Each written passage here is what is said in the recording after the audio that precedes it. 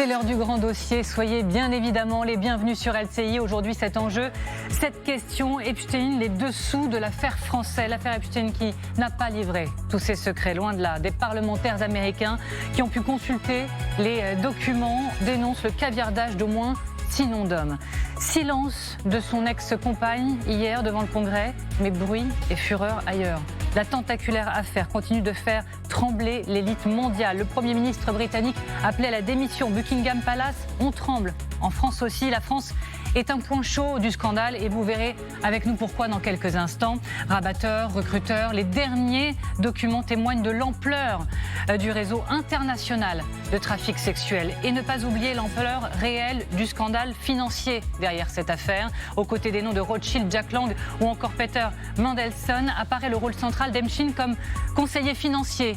Conseiller de puissants réseaux, montage opaque, paradis fiscaux, relations très chèrement monnayées, des liens troubles entre finance et pouvoir politique, entre lui et les Russes également, une question lancinante qui revient régulièrement. Travaillait-il pour le compte du renseignement et des renseignements de Moscou? S'agit-il de l'une des plus grandes histoires du compromat? On en parle, écoutez, regardez. On vient tout juste de lire ces dossiers. Dedans, on parle de jeunes filles de 15 ans, de 14 ans, de 10 ans. J'ai vu mention d'une enfant de 9 ans. C'est purement scandaleux. Il est vraiment temps pour le pays de passer à autre chose. Il y a des personnalités françaises qui sont citées. Et donc la justice fera son travail, mais je pense qu'elle concerne surtout les États-Unis d'Amérique. Il est très probable que ce scandale pédophile ait été une opération préméditée du KGB russe. Et pour tout comprendre, pour tout décrypter, je suis ravie d'accueillir sur ce plateau Nicole Bacheran. Bonjour, bien sûr, ravie de vous retrouver. Vous êtes historienne et politologue spécialiste des États-Unis, auteur notamment du livre Requiem pour le monde libre entre Trumpisme et islamisme, la trahison des valeurs humanistes aux éditions de l'Observatoire. Merci également Valérie Nataf d'être là, bien sûr, ravie de vous retrouver également. Vous êtes ancienne correspondante aux États-Unis et en Grande-Bretagne. Cynthia Elouz, merci également de nous avoir rejoints. Vous êtes journaliste, vous êtes fondatrice du média The Women's Voices et merci beaucoup à vous Grégory Phillips d'être avec nous, bien sûr rédacteur en chef international LCI et ancien correspondant aux États-Unis.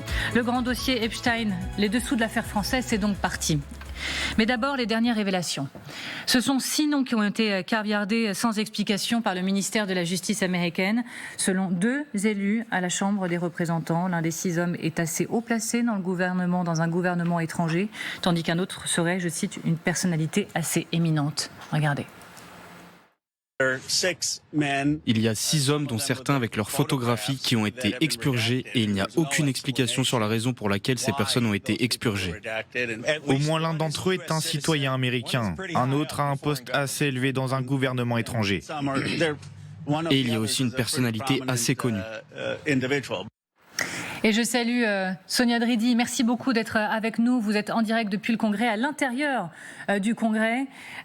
Sonia, bien sûr, on a envie de vous demander ce qui filtre ces dernières heures sur ces 6 noms. Alors, on n'en sait pas beaucoup plus.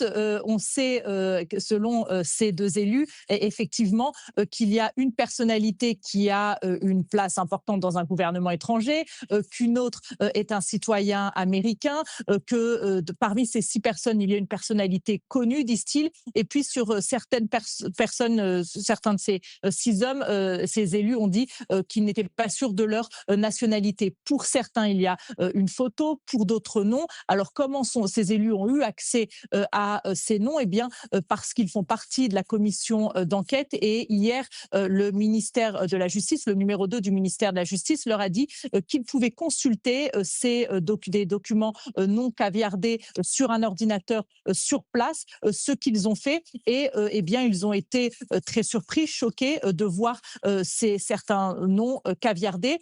Ils ont également dit que le nom de Donald Trump avait été caviardé, selon eux, plusieurs fois sans aucune raison, notamment dans un échange d'emails entre les avocats de Jeffrey Epstein et les avocats de Donald Trump en 2009 concernant les visites de Jeffrey Epstein à Mar-a-Lago. Reste ensemble Sonia Dridi, merci encore une fois d'être avec nous. Je rappelle que vous êtes depuis à l'intérieur du Congrès en direct des États-Unis. Nicole Bacheran, le fait qu'il y ait encore 6 noms caviardés découverts hier, ça montre que l'ampleur du scandale est encore sous-estimée et que certains ont encore beaucoup de choses à protéger. Ah, mais on n'est qu'au début. Mais il y a un moment, ça ne finira jamais. C'est-à-dire qu'on ne sera jamais dans une situation où le public pourra dire « Bon, ça a pris du temps, mais maintenant on sait exactement qui était impliqué et de quelle manière. » Ça ne peut pas arriver. D'abord, comment se retrouve-t-on avec 3 millions et quelques de documents ? Ça ne s'est jamais fait. Il n'y a pas un exemple dans l'histoire américaine où le FBI ait balancé publiquement une enquête au nom de la loi sur l'accès à l'information des journalistes, des avocats, parfois des professeurs qui faisaient des recherches, pouvaient demander l'accès à certains documents. Donc là, on voit bien que Donald Trump, qui s'est en quelque sorte pris les pieds dans le tapis, je vais tout vous révéler, et puis finalement, non, il n'y a rien, pas de liste de clients, rien du tout, passer à autre chose, on vient encore de l'entendre, et puis obligé de révéler, il balance et vraiment, il noie le poisson. Mais évidemment, il faut protéger les victimes. Il peut y avoir des questions de défense nationale ou autres. Donc, caviardage, comme vous le disiez. Simplement, il y a des victimes dont le nom apparaît très clairement sur la place publique, en dehors de cet accès privilégié. Et il y a des noms qui ont été rayés, qui disparaissent, et de manière qui semble totalement illégitime. Donc l'opération de caviardage, elle suscitera le soupçon jusqu'à la 7e génération, vraiment. Beaucoup à perdre. Certains ont beaucoup à perdre et protègent encore et vont tenter jusqu'au bout, pour longtemps, d'essayer de se protéger, de protéger des amis, des réseaux. Oui, il y a quelque chose qui dit beaucoup, je trouve, de l'ampleur de cette affaire. C'est la manière dont les parlementaires ont accès depuis hier à ces documents. Donc, ils peuvent aller au département de la justice à Washington. Là, ils sont enfermés dans une petite pièce. Ils n'ont ni téléphone, ni ordinateur. Ils ont un calepin, un stylo. Et il y a 4 ordinateurs dans lesquels ils peuvent consulter ces centaines de milliers de documents.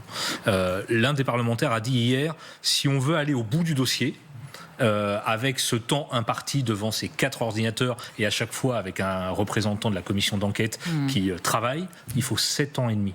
7 années et demie pour éplucher les documents, juste pour éplucher les documents. Je ne parle pas ensuite de mener les procédures judiciaires contre les gens éventuellement incriminés. Donc ça dit quelque chose, je pense, de l'énormité de ce dossier, aux États-Unis évidemment, mais pas seulement, vous l'avez compris. Cynthia Elouz. Oui, aussi, ce qu'on peut regarder quand on met le nez vraiment dans ces documents, c'est qu'il y a en effet des documents caviardés, mais il y a des échanges d'emails, il y a en effet des photos qui sont cachées. Mais une fois qu'on a vu ça, même si on a vu des noms, ça ne dit pas qui est coupable. Alors on vient de le dire, il y a évidemment énormément de victimes, plus de 1000 victimes. En face, il y a donc des coupables, forcément. D'ailleurs, aux États-Unis, on ne parle pas de victimes, on parle de survivantes, c'est comme ça qu'on les appelle.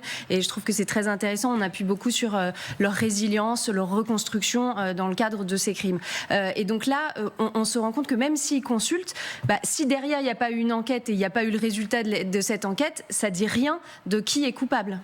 Allez-y, Valérie. Juste un mot sur le fait que tous ces documents, comme vous le disiez, il faudrait des années et des années pour pouvoir en venir à bout, mais ça a créé quelque chose qui est une première, me semble-t-il, dans l'histoire mondiale, ou quasiment, c'est qu'il y a une forme de démocratie numérique qui s'est greffée sur ces dossiers.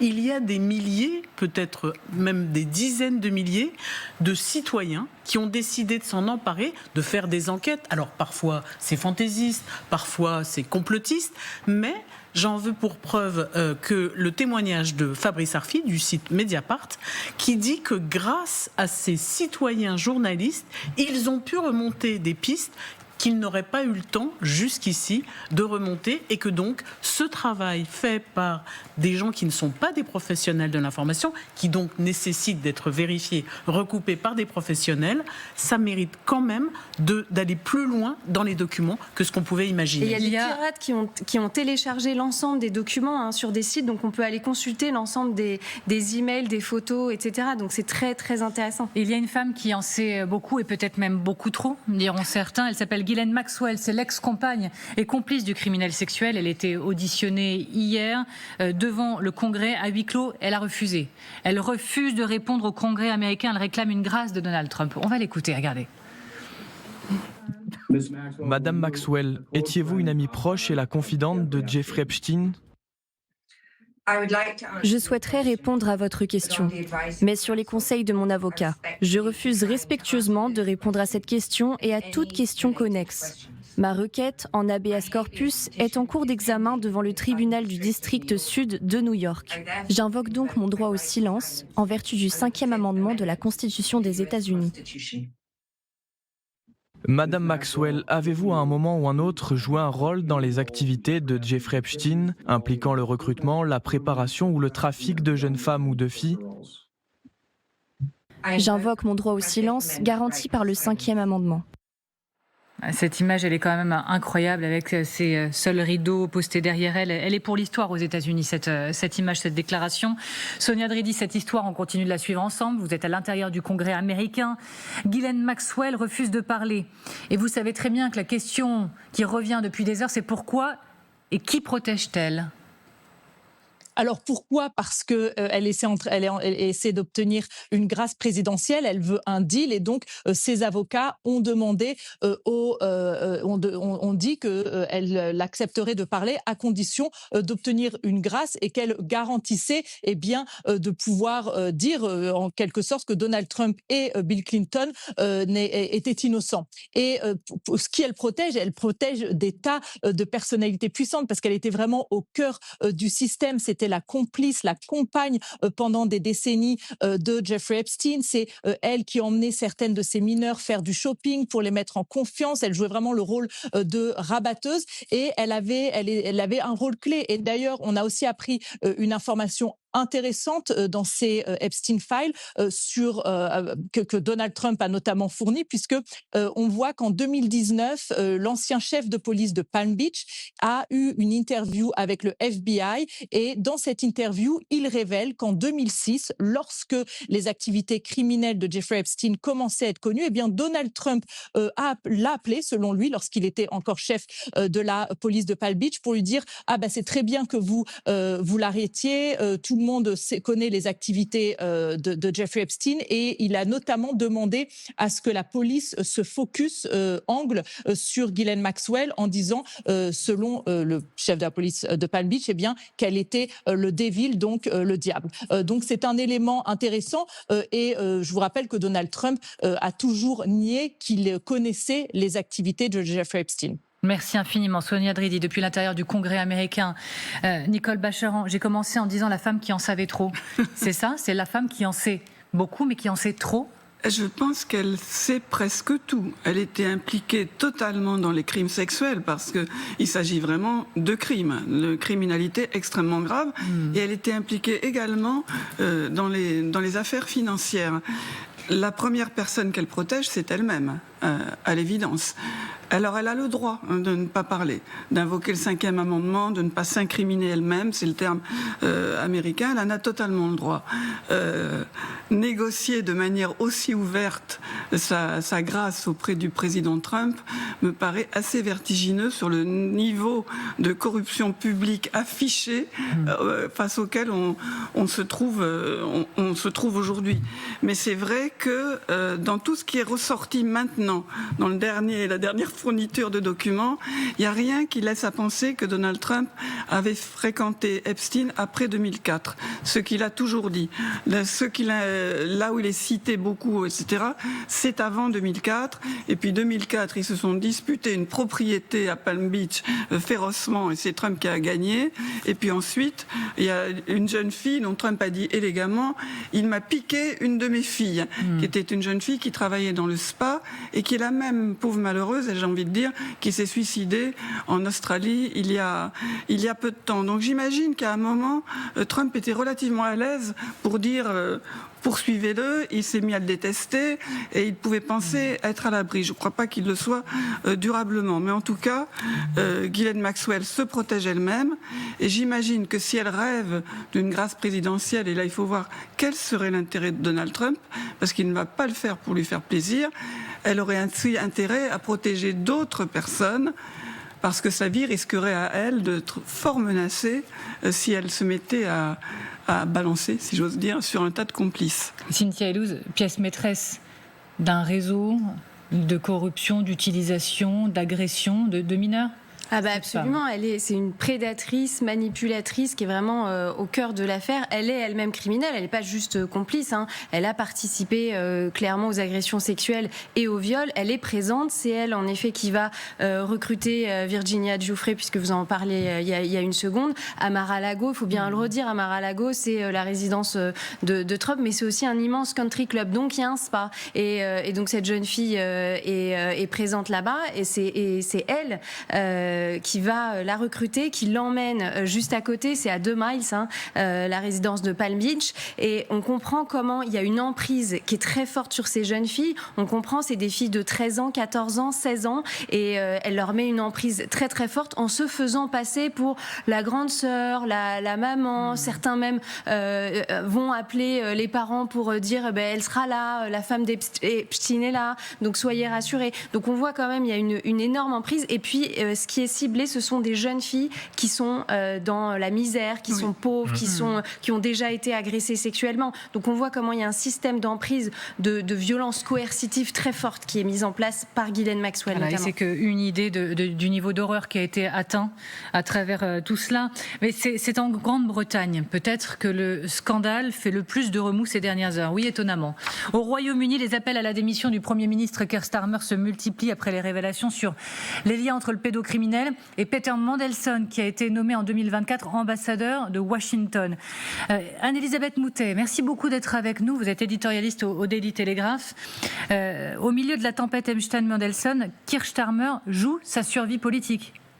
Oui, absolument. Et il vit sa survie politique.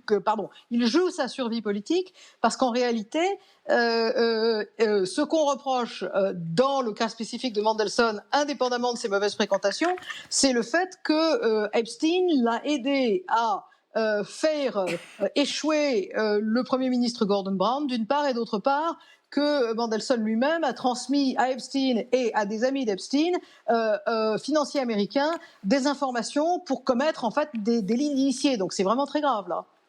On reste ensemble. Je voudrais qu'on parle du vent de panique, parce que c'est ça qui est en train d'atteindre également à Buckingham, au point que le roi Charles III sorte de sa réserve sur le sujet. Il se dit profondément inquiet et prêt à aider la police. Pour rappel, son frère Andrew est au cœur du scandale depuis des années. Il est déchu de son titre son titre de prince, après que son nom a été lié et très très fortement à Epstein et à toute l'affaire. Écoutez comme le roi lui-même a été pris à partie hier.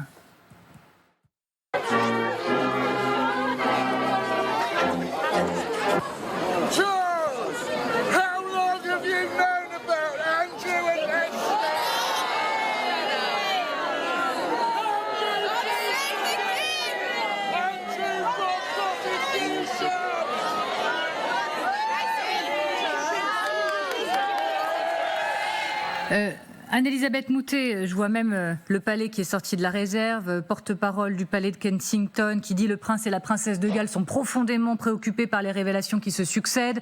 Leurs pensées restent tournées vers les victimes.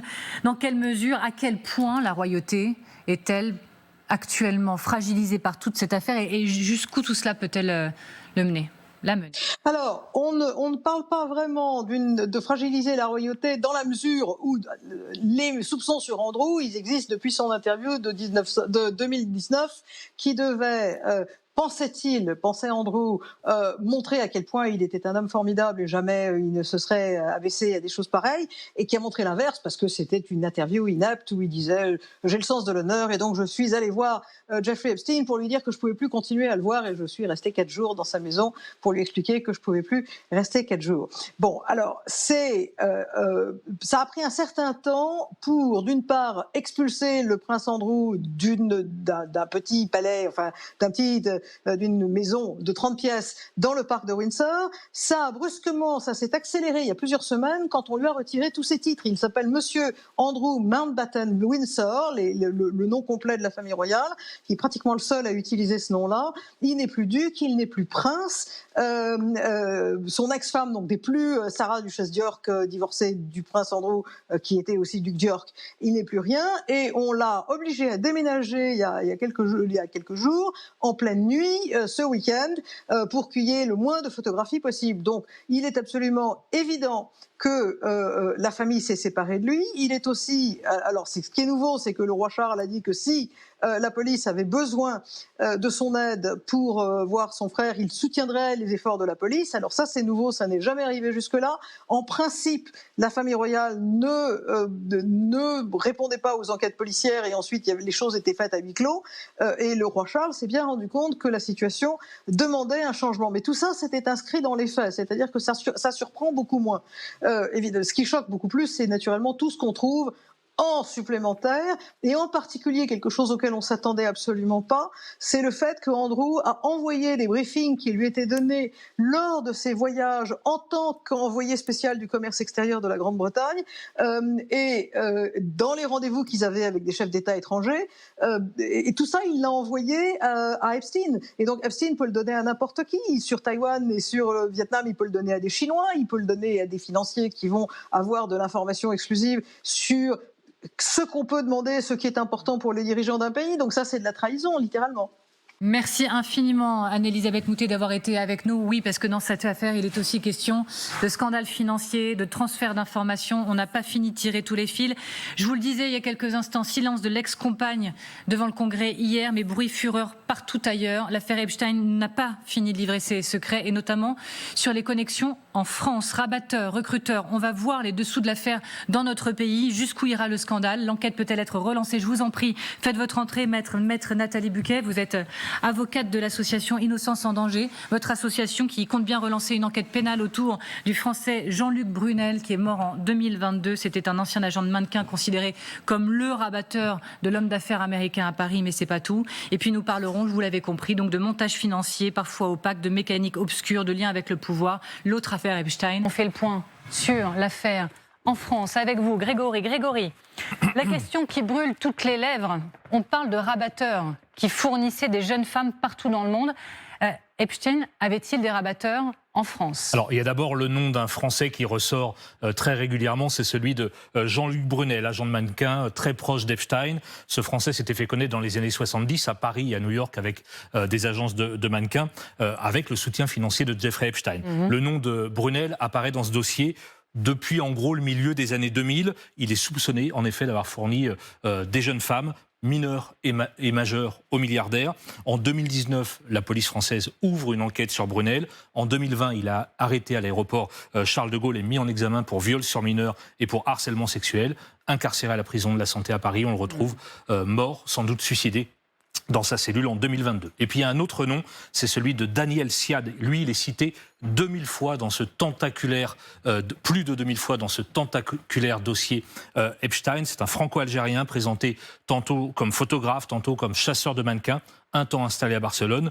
Lui aussi est accusé par plusieurs femmes d'avoir servi de rabatteur à Jeffrey Epstein quand il était en Europe. Des femmes accusent Siad de les avoir envoyés dans l'appartement parisien du milliardaire. L'une d'elles affirme avoir été une esclave sexuelle.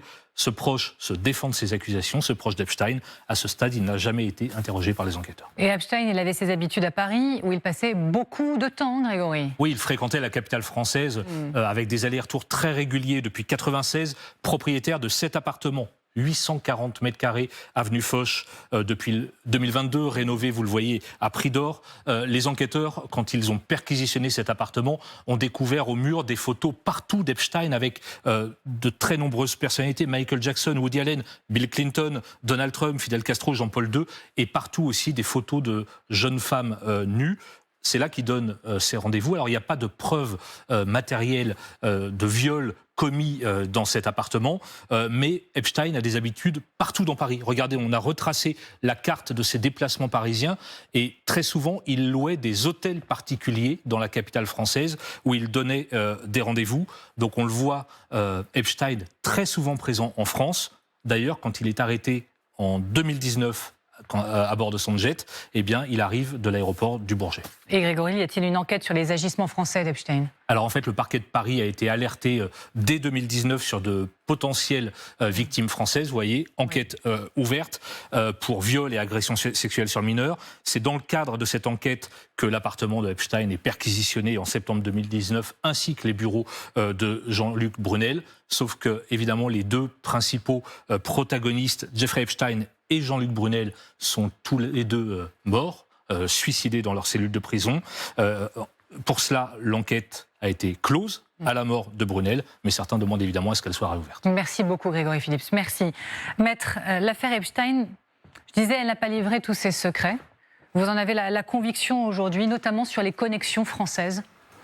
Alors oui, au regard des éléments qui ont été livrés par la justice américaine, on peut quand même penser qu'on a des ramifications encore en France. Il y a une espèce d'opacité sur ces procédures qui ont été ouvertes.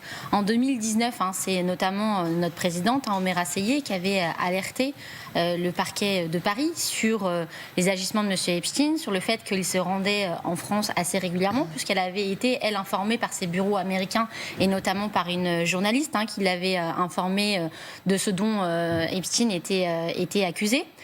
Et on sait que quelques jours avant d'être interpellé sur le sol américain, il était sur le territoire français. Donc fort de ça, c'est vrai qu'on a sollicité l'ouverture d'une enquête en France, ce qu'on pourrait penser être une enquête miroir, dès lors qu'on avait des liens avec la France et peut-être donc des victimes françaises. C'était une enquête préliminaire, donc nous, association, on n'avait pas accès à cette procédure. Ensuite, on a eu des plaintes qui ont été déposées par des victimes françaises qui concernaient donc M. Brunel, à l'issue de laquelle une information judiciaire a été ouverte. Mais en l'état, bien qu'un innocence en danger soit partie civile dans ce dossier, on nous a toujours refusé d'accéder à la copie de cette procédure. Dès lors, nous n'en avons pas la copie. Et dès lors, nous sommes dans la capacité aujourd'hui, même nous qui avons pourtant suivi de très près cette affaire, de vous dire quels actes d'enquête ont été effectués, qu'est-ce qu'il en est ressorti de l'exploitation des images vidéo de cet appartement. Est-ce que des témoins ont été entendus? Qu'est-ce qu'a fait M. Epstein sur effectivement le territoire français avant de rentrer aux États-Unis? Ça avait été repris par une de mes consoeurs de faire ce parallèle en se disant on va quand même pas faire Tchernobyl, en se disant que tout s'est arrêté à la frontière française. On peut quand même penser, compte tenu de ce qu'on reproche à M. Epstein, qui passait beaucoup de temps en France, qu'il s'est adonné probablement à un tourisme sexuel. Donc vous demandez la réouverture de l'enquête. Tout à fait. Je ne pense pas trahir de secret en disant que les propos d'Emmanuel Macron, qui a été interrogé sur le sujet, vous font un tout petit peu réagir. On les réécoute pour nos téléspectateurs et vous nous direz ce que vous en pensez juste après. Regardez. Il y a des personnalités françaises qui sont citées. Et donc la justice fera son travail, mais je pense qu'elle concerne surtout les États-Unis d'Amérique. Et donc il faut que la justice là-bas fasse son travail, c'est tout. Allez-y, maître. Alors, la réaction d'Emmanuel Macron, je dois le reconnaître, m'a un peu choquée hier. On entend parler depuis plusieurs jours de la dimension internationale de ce dossier. On a des victimes françaises, on le sait, qu'elles soient mineures, majeures. On a des ramifications en France. Je trouve ça irresponsable de sa part de cantonner cette affaire à la justice américaine. Il faut que toutes les justices du monde entier qui seraient concernées par cette affaire enquête sur les actes qui ont été perpétrés par M. Epstein. Et justement, je voudrais qu'on comprenne bien ce qu'il y a derrière le mot acte. Parce qu'on parle beaucoup des personnes connues, des scandales liés à tel ou tel puissant. Mais l'affaire, avant toute chose, il faut remettre l'église au milieu du village, ce sont des jeunes filles, des mineurs, avec vraiment des âges... Enfin, écoutez ce membre de la commission judiciaire de la Chambre des représentants aux États-Unis. C'est une chose incroyablement sérieuse. On vient tout juste de lire ces dossiers. Dedans, on parle de jeunes filles de 15 ans, de 14 ans, de 10 ans. J'ai vu mention d'une enfant de 9 ans. C'est purement scandaleux. Alors, il faut faire extrêmement attention. Parce qu'il y a énormément de noms qui sortent ces dernières heures autour de cette affaire. Et ce n'est pas parce qu'il y a mention d'un nom qu'une personne du dossier a sur le dos un acte répréhensible. Il faut être extrêmement prudent, on va le marteler. Mais, Nicole Bacharan, jusqu'où pourrait aller le scandale dans notre pays? On a parlé des États-Unis, on a parlé du Royaume-Uni ensemble. En ce qui concerne la France, on a besoin d'une enquête. On a absolument besoin d'une enquête parce que quand on creuse un peu cette affaire, les liens entre Brunel et Epstein, c'était pas juste quelques voyages, c'était une industrie, vraiment une industrie de trafic de jeunes filles. Vous parlez des jeunes filles françaises, et il y en a certainement beaucoup, mais Brunel, il était le patron d'une agence de mannequins très connue dans les années 80, Karine Model, et il y avait des jeunes filles de toute l'Europe. qui était là. Et ensuite, quand ces affaires ont un peu moins bien marché, Epstein l'a aidé à recréer une agence de mannequins aux États-Unis. Il y avait plein de voyages entre Paris et Palm Beach ou New York avec des jeunes filles dans les avions. Donc c'était un système, et je n'imagine pas une seconde que Jean-Luc Brunel ait animé ce réseau tout seul. Il y a forcément d'autres complices. Alors, quand on écoute la défense, ceux qui tentent de se défendre parce que leur nom est apparu et pour des raisons qui posent question dans ce dossier, certains disent oui, mais moi je ne savais pas. Mais il y a une ligne rouge, 2008. Il a eu même plaidé coupable de, je vais trouver les termes exacts. Les termes exacts, c'était trafic de prostituées mineures en Floride. Donc, est-ce qu'on peut dire, après 2008, qu'on ne savait pas ? Je pense que c'est totalement hypocrite de dire qu'on ne savait pas. Après, le fait de savoir, et donc de savoir est-ce qu'il y avait des crimes ou des délits qui étaient commis sur des mineurs, dans ce cas-là, c'est une infraction de ne pas les dénoncer. Et c'est ça aujourd'hui qu'on voudrait comprendre, c'est de se dire comment M. Epstein a pu agir sur notre territoire sans qu'on ait jamais pu entendre de personnes qui auraient été informées des agissements qu'il aurait commis.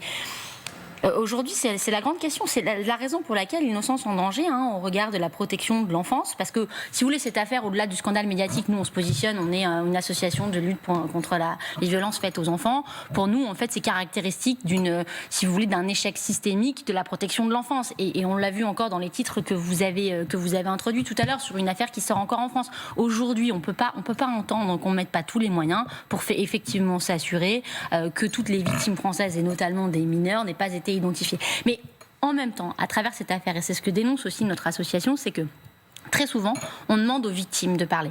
Mais à un moment donné, il faut aussi donner envie aux victimes de parler. Il faut qu'on sente aussi une vraie volonté. Donc j'ai envie de vous dire, quand on entend notre président de la République nous dire que cette affaire ne concernerait que l'Amérique, on sent quand même vraiment pas à la tête de l'État, même si bien sûr on assure la séparation des pouvoirs, très bien. Mais je trouve que de la part du président de la République, vraiment cantonner la justice américaine, c'est particulièrement hypocrite, surtout au lendemain de divulgation de noms français. Alors bien sûr, on n'a pas la preuve d'une infraction, sinon d'ailleurs une enquête aurait déjà été ouverte. Je ne doute pas que le parquet de Paris aurait tout de suite ouvert.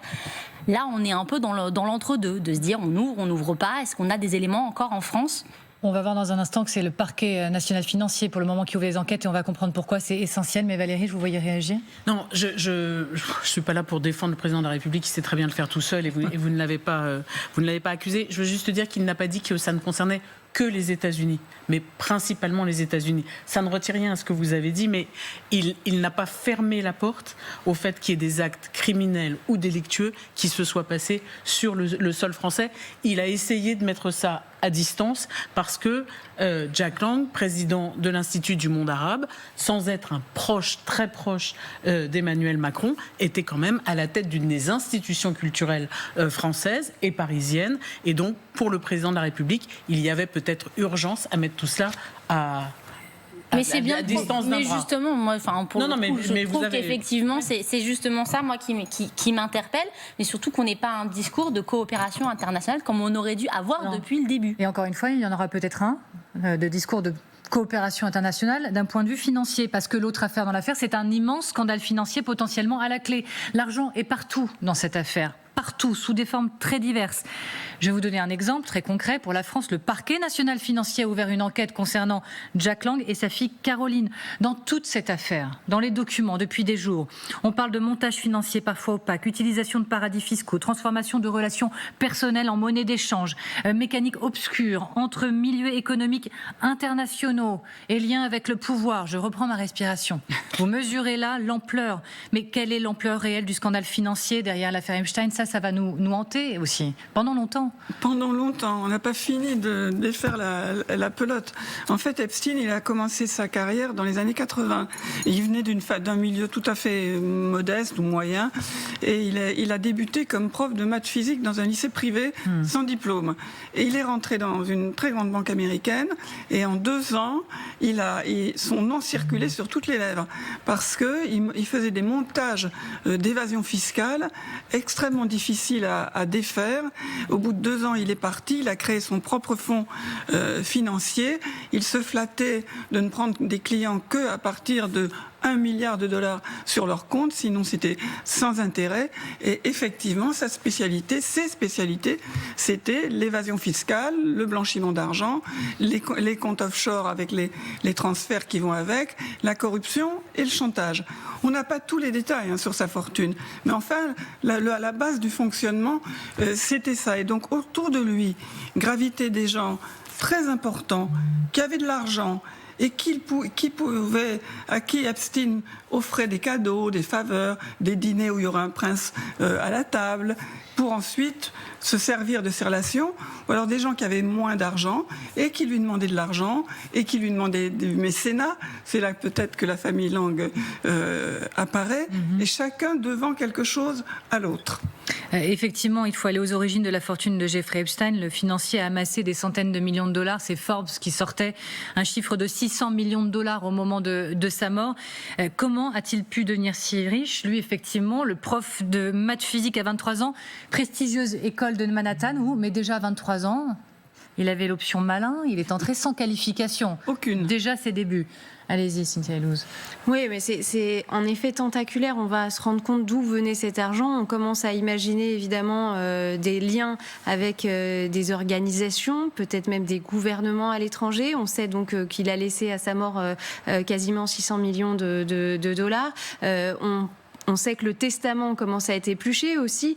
Pourquoi un tel aurait reçu 5 millions, 10 millions, etc. Est-ce que c'était pour service rendu? On parle de diplomates, de haut vol. Oui, exactement. Pourquoi ces personnes sont sur le testament? Ça, on l'ignore. Peut-être qu'ils ont fourni des informations qui sont des informations confidentielles. Et puis, il avait un train de vie incroyable. On a vu cet appartement de 800 mètres carrés à Paris. Il y avait un énorme appartement à New York. Il y avait cette villa de Palm Beach. Un 727, c'est pas un petit avion, c'est un 727, celui qu'on appelle le Lolita Express, où il y avait les viols. Donc il y a un train de vie qui est absolument incroyable. Qui finançait tout ça? Comment ça s'est fait? Pour l'instant, on l'ignore. On n'a pas connaissance qu'il est vendu, par exemple, comme un patron de la Silicon Valley, une société qui aurait été vendue tout d'un coup 500 millions de dollars. Voilà. L'immense scandale financier à la clé. Pardon, allez-y. Cynthia a évoqué son appartement. Il avait une maison à Manhattan. Le mansion. Vraiment un hôtel particulier qui lui avait été offert, bizarrement, par un de ses clients. Donc, ça vaut une fortune. Donc, on imagine toutes les compromissions qui vont avec pour qu'un homme d'affaires richissime, on ne sait pas encore lequel, lui offre sa maison. Une maison à Manhattan. Valérie Nataf. Non, mais c'était bien de préciser. Ce qui est effectivement un mystère dans le mystère, parce que finalement, c'est comme des poupées russes. On s'aperçoit qu'à chaque fois qu'on ouvre une boîte, il y en a une. Les origines de la fortune de Jeffrey Epstein sont pour l'instant assez opaques. On connaît quelques éléments, mais il y a eu une très longue et très, très forte enquête du New York Times qui n'a pas réussi à élucider toutes les provenances des fonds de Jeffrey Epstein. Donc, vous l'avez dit, on n'est pas au début d'en voir la fin. Il va y avoir encore des révélations. Et l'origine de la fortune, si un jour elle nous est révélée, nous permettra peut-être de tirer sur cette pelote que pour l'instant nous n'arrivons pas à dévider. Et donc il a pu s'offrir cette île de Little St. James, épicentre de ces crimes sexuels, îlot des îles Vierges. Le pédocriminel l'a acheté en 98 quand il a passé la barre des 100 millions de dollars de fortune personnelle. Fortune considérablement accrue, on va s'arrêter sur ce point ensemble, passé 2008. Sa fortune, selon Forbes toujours, aurait doublé au cours des 2 dernières décennies, en grande partie grâce à des trusts, etc., etc. Je rappelle 2008. Pourquoi il faut s'arrêter sur 2008 ? 2008, il plaide coupable lui-même, déjà dans des affaires, déjà, on le dit, radioactif, et pourtant, il va aller jusqu'à doubler sa fortune après cette date-là. Sonia Dridi, on se retrouve encore une fois depuis Washington, depuis le Congrès américain. Vous êtes à l'intérieur, là où a été auditionnée son ex-campagne hier. Comment explique-t-on aux États-Unis que la fortune d'Epstein ait pu continuer à croître après une condamnation aussi lourde de 2028 ? Le 30 juin de cette année-là, il est condamné pour trafic de prostituées mineures en Floride. Oui, alors Jeffrey Epstein gérait notamment la fortune de milliardaires, et d'ailleurs le New York Times raconte très bien comment cet homme qui n'a même pas été diplômé d'université mais qui était excellent en maths s'est peu à peu vraiment imposé dans le milieu de la finance à New York, et tout a commencé lorsque l'un de ses élèves était le fils d'un grand patron d'une banque d'investissement. Il a commencé à travailler pour ce patron d'une banque d'investissement, et à force de bluff et de charme, en plus de ses qualités en tant que matheux, eh bien, il a vraiment réussi à s'imposer et à gérer la fortune de milliardaires. Et Forbes, en fait, explique qu'entre 1999 et 2018, eh bien, il gérait surtout la fortune de 2 milliardaires jusqu'en 2007. C'était Les Wexner, donc le PDG de Victoria's Secret, et ensuite jusqu'à 2018, il gérait encore la fortune de Léon Black, un grand financier. Et donc tout cela en plus de ses retours sur investissement. Et puis le Forbes dit qu'il y a quand même encore beaucoup de mystères autour de cette fortune. Comment il a continué de générer des revenus, mais il y avait des personnes comme Léon Black qui ont continué de travailler avec Jeffrey Epstein malgré sa condamnation en 2008. Merci infiniment. Sonia Dridi, toujours correspondante TF1 LCI en direct depuis le Congrès. C'est précieux toujours de vous retrouver depuis le terrain. Alors j'insiste aussi sur un point qui, moi, m'a surprise ou interpellée. La dernière salle de documents, elle révèle 2 nouveaux clients milliardaires du financier. Le magnat de l'immobilier Mortimer Zuckerman et l'héritière Rothschild. Par alliance, Ariane de Rothschild. À eux deux, ils auraient versé 45 millions de dollars. Selon les experts cités ces dernières heures, ils auraient apparemment payé un prix inhabituellement élevé pour s'offrir les services de Jeffrey Epstein. Alors, première chose, là, c'est moi, novice, basique, etc. J'imagine l'empire Rothschild. Je me dis que ces gens-là sont protégés par des centaines et des centaines de conseillers, que c'est quasiment un État dans l'État financier. Et pourtant, il arrive à arriver jusqu'eux et à leur faire déverser des sommes qui semblent déraisonnables pour les services rendus. Pardon, je vous mets ça sur la table, je suis dans l'incompréhension la plus totale. Alors, moi, je ne suis comme vous pas une spécialiste de ces questions, mais j'ai en souvenir l'affaire Madoff. Il y avait des gens, là aussi, qui avaient les moyens de se payer les meilleurs avocats d'affaires et qui pourtant ont fait affaire avec cet escroc. Donc, il y a là un des mystères, un des ressorts, un des travers de l'âme humaine. C'est que quand on vous promet un profit énorme, vous y allez. J'imagine qu'on soit très riche ou pas, l'appât du gain reste un des mobiles, comme diraient les policiers, les plus communs. Mais on va commencer à se poser des questions sur lesquelles on agit avec prudence, parce qu'il ne faut pas tomber dans le complotisme. Mais la question, et vous le savez, revient de savoir s'il les tenait, qui il tenait, sur qui il pouvait potentiellement avoir des dossiers pour obtenir de tels leviers. Vous le savez, bien sûr, la question s'est posée et se pose encore, Nicole Bacharan. Je ne sais rien sur le cas des Rothschild. Je crois qu'aujourd'hui, personne ne sait rien. Mais c'est vrai que payer beaucoup plus que le tarif normal, disons, c'est quelque chose d'un peu étrange. Il ne faut pas négliger que c'était un bon analyste financier, Epstein, tout à fait capable de louvoyer entre toutes les réglementations, etc., certes sans s'embarrasser d'honnêteté, mais réellement, il rapportait des résultats à ses clients. Il avait même coutume de dire que lui, il faisait l'inverse de Madoff. La pyramide de Ponzi, en fait, Madoff versait des dividendes avec de l'argent des clients suivants. Donc en fait, il n'y avait pas d'argent. Et comme l'a très bien dit Valérie, les gens qui lui confiaient une partie de leur fortune, c'était parce qu'ils faisaient briller des revenus extraordinaires. Et pendant un temps, il a effectivement tenu parole, jusqu'à ce que la confiance s'effrite et que les clients réclament leurs vrais sous à eux. Epstein lui disait, moi c'est le contraire. Je ne suis pas en train de parler d'argent qui n'existe pas, je fais disparaître de l'argent qui existe très très bien. Donc des placements très avantageux, très très loin, et dont personne n'entendrait jamais parler.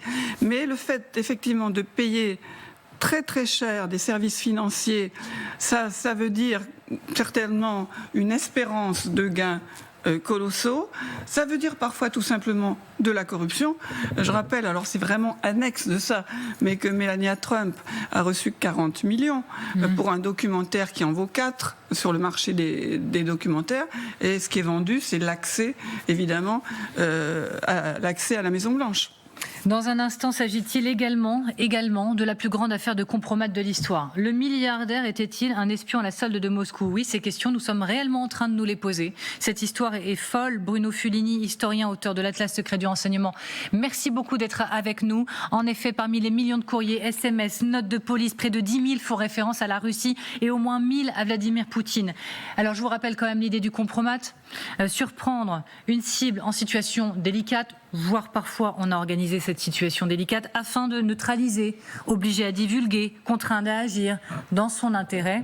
Voilà, les choses sont posées. On va se poser également ces questions ensemble dans un instant. À tout de suite. Le grand dossier se poursuit. Epstein, les dessous de l'affaire française. Et cette question, le milliardaire était-il un espion à la solde de Moscou? Sur les 3,5 millions de documents révélés, nombreux sont ceux qui pourraient laisser penser à des liens entre le milliardaire avec et l'espionnage russe. Et s'agit-il également de la plus grande affaire de compromat, ou en tout cas l'une des plus grandes de l'histoire? Vous savez, cette stratégie qui vise à surprendre une cible en situation délicate. Parfois, et souvent d'ailleurs, on a organisé la situation pour pouvoir neutraliser, pour pouvoir tenir cette personne. On se pose ces questions ensemble et j'en suis ravie, toujours avec Nicole Bacheran, avec Valérie Nataf, toujours avec Cynthia Ilouz, également avec Maître Nathalie Buquet, avocate de l'association Innocence en danger, qui demande une réouverture d'enquête en France. Et nous sommes donc avec Bruno Fulini, historien, auteur de l'Atlas secret du renseignement. Merci beaucoup d'être avec nous, Bruno. Vladimir Poutine est mentionné plus d'1 millier de fois dans les documents. Le terme Moscou apparaît plus de 9000 fois dans les fichiers publiés par la justice américaine. Il faut le dire, il n'y a aucune preuve qui permet aujourd'hui d'établir une rencontre entre Epstein et le patron du Kremlin. Mais posons-nous la question très simplement. Pour vous, le milliardaire pourrait-il avoir été un espion à la solde de Moscou? En tout cas, ce qui est certain, c'est que dans la mesure où beaucoup de débats étaient filmés, où les lieux étaient équipés pour cela, forcément, il avait des moyens de pression très importants sur ses invités. Vous avez évoqué le terme de compromat, qui est un terme russe, matériel compromettant. Le matériel, ce sont les photos, les vidéos, tout ce qui permet de prouver que quelqu'un a eu une liaison, soit adultère, soit carrément totalement interdite, avec un mineur, une liaison homosexuelle, en particulier dans les pays où ça n'est pas toléré, etc. Et donc ça, c'est un très puissant levier qu'utilisent les services secrets, et en particulier les services secrets ex-soviétiques et russes. Vladimir Poutine, par exemple, avait sauvé Boris Yeltsin en 1999. À l'époque, il était à la tête du FSB. Il avait littéralement fait exploser en vol un procureur qui menaçait Yeltsin en publiant une vidéo où on le voyait dans une chambre d'hôtel un peu luxueuse avec 2 femmes très jeunes. Bon, ça a mis fin à la carrière de ce procureur gênant. Donc c'est une technique éprouvée, en particulier dans les services russes, et le détenteur de telles vidéos, évidemment, a une puissance d'action incroyable. Après, les Russes ne sont pas les seuls à utiliser ces techniques. Pensez à Hoover, le fondateur du FBI. Il est resté en poste plus d'un demi-siècle, parce que chaque fois qu'un président des États-Unis voulait en changer, eh bien il arrivait, il faisait comprendre qu'il savait tout des écarts de conduite du nouveau président, et bizarrement Hoover restait en place. Donc la vraie question, c'est: y a-t-il aujourd'hui des traces vidéo ou photos des ébats, et qui les détient? On reste ensemble, bien évidemment. Maître, je me tourne vers vous et vous pouvez complètement botter en touche, me dire que c'est complètement hors sujet de vous poser la question, mais vous la regardez de particulièrement près, cette affaire. L'idée du compromat, de lien, de tenir les gens par du chantage, des mises dans ces situations improbables ou impossibles, ou dans lesquelles on ne peut pas sortir, est-ce que ça vous semble complètement farfelu ? Farfelu, je pense que c'est pas le terme. Je pense que c'est légitime qu'on puisse se poser la question. Alors, on se pose la question. Aujourd'hui, on n'a pas d'éléments pour pouvoir le dire. Mais c'est vrai que tout à l'heure, j'ai pas rebondi, mais sur les liens financiers, etc., on sait aussi que le trafic d'enfants, ça rapporte beaucoup d'argent. Donc, est-ce que il tenait un certain nombre de personnalités, justement, avec des images compromettantes, avec du tourisme sexuel sur des enfants mineurs? On peut se poser la question, et effectivement, on peut se Oui, moi je suis pas choquée qu'on puisse se poser la question. Non, ça me paraît pas farfelu. Oui, pour abonder, je trouve en effet qu'il y a deux volets. Il y a un volet où il y aurait eu un tourisme sexuel de mineurs. Tout à l'heure, on parlait de l'avion, le Lolita Express. Il y a une des victimes qui raconte comment ça se passait, par exemple. On la faisait décoller pendant 1 heure dans cet avion pour avoir des relations sexuelles avec un ancien Premier ministre dont elle n'a jamais voulu confirmer le nom pour avoir dit qu'elle avait été en danger de mort. Et il y a d'autre part le fait qu'il y ait en effet beaucoup de caméras, de photos. Vous avez vu, il y a énormément de photos qui ont été prises et les victimes témoignent aussi du fait qu'il y ait beaucoup de caméras dans tous ces appartements et que Jeffrey Epstein avait une énorme librairie, une énorme bibliothèque avec énormément de vidéos, leur faisait, elles, penser que lorsqu'elles étaient... on leur demandait d'avoir des relations sexuelles avec des hommes dont elles ignoraient à l'époque qui ils étaient, parce qu'elles ne savaient pas forcément qui ils étaient à ce moment-là, elles les ont reconnus plus tard sur des photos officielles. Elles se sont posé cette question, en effet, qu'il y avait un système de chantage qui avait été mis en place. Alors, est-ce que c'était ou non à la solde de Moscou ? Alors, justement, ne le sait pas, mais on va continuer de se poser la question. On se pose la question qui est très sérieuse, d'autant que le Premier ministre polonais lui-même a demandé l'ouverture d'une enquête. Regardez.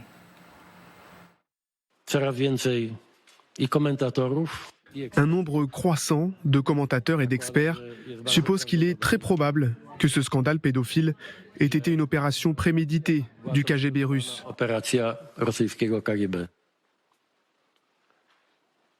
Ce que l'on appelle un piège, un appât sucré, un piège tendu aux élites du monde occidental, principalement aux États-Unis. Des experts supposent qu'il est très probable que ce scandale pédophile ait été une opération préméditée du KGB russe. C'est le Premier ministre polonais qui s'interroge. Ouverture d'une enquête. Oui. Et en fait, il faut clarifier une chose, je crois, au départ. C'est pas Epstein qui était victime d'un compromat et qui aurait été tenu par les Russes à cause de cela, parce que lui, c'était son mode de vie pendant 40 ans, au minimum. Donc, il avait appris, à l'évidence, l'art du compromat auprès des Russes. Il a eu du mal à se rendre en Russie. On a juste une photo de lui en 98, mais par contre, il est devant la villa d'Andrei Sakharov. Et il a demandé des visas à plusieurs reprises sans les obtenir.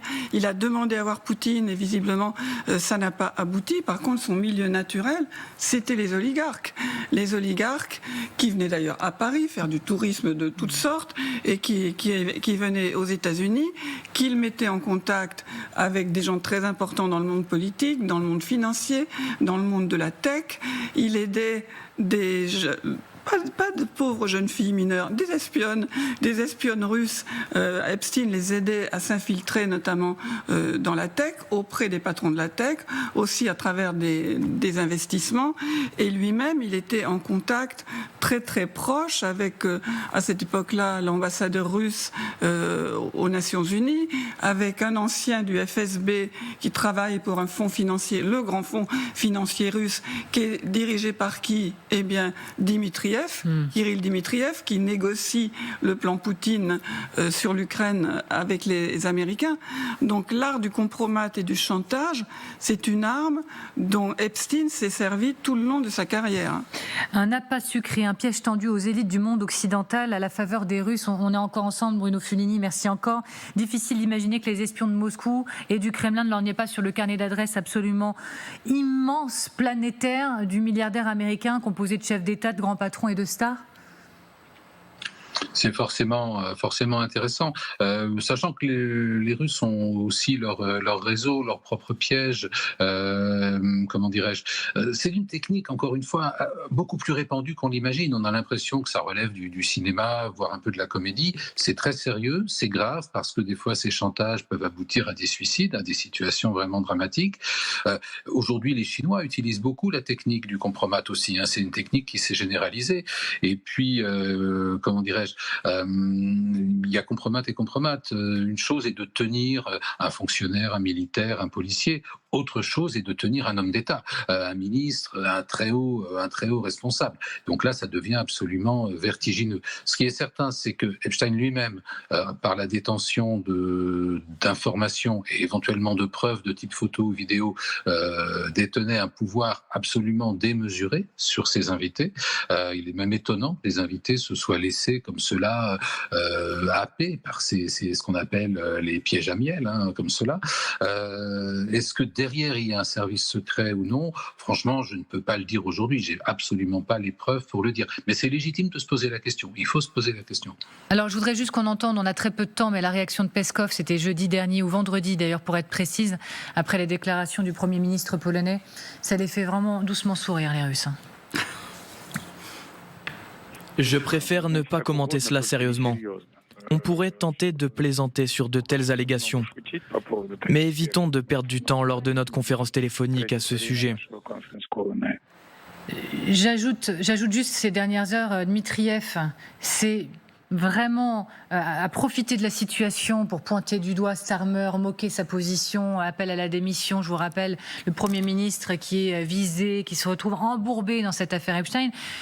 Ça fait bien sourire, Valérie Nataf, les ennemis de l'Europe, tout ce qui est en train de se passer en tout cas. Forcément, et même si on n'a pas de réponse à apporter sur le fait que les Russes soient éventuellement derrière cette affaire en tout cas, elle mêle tout ce qu'on peut imaginer, la culture, la politique, l'argent, la diplomatie, la géopolitique, le sport, etc. Et donc, forcément, ce sont les faiblesses de nos démocraties occidentales qui sont ainsi exhibées. Je vous remercie Valérie Nataf, je vous remercie Nicole Bachoran, toujours un plaisir. Merci beaucoup maître d'avoir été avec nous aujourd'hui. Cynthia Elouz, merci infiniment également. Je ne vous oublie pas Bruno Fiolini, merci également d'avoir été avec nous en direct. Merci à vous de nous regarder bien évidemment. N'oubliez pas, vous pouvez nous écouter. Le QR code, il est juste là. Vous scannez, vous flashez, vous nous retrouvez sur Deezer, Spotify ou Apple Podcast. On sera ravis.